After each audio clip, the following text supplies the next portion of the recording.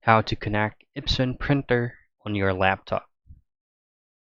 Now, the very easy method of doing this is just to simply use the included wires that has inside the box of your Epson printer. And once you have connected it over to your laptop, it will usually detect that there are devices connected to your laptop. However, if it did not recognize your laptop from your Epson printer, then all you have to do is just to head straight to your Windows icon, go to your settings, or just simply type in settings, click on that, and you will be redirected to your Windows settings.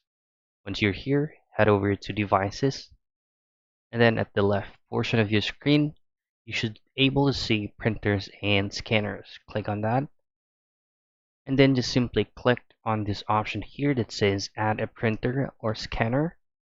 Well, make sure before doing this method, you already connected your printer to your laptop. Now, once you will able to see your printer right here, just simply click on that, and then it will automatically give you a notifications of downloading your Epson drivers.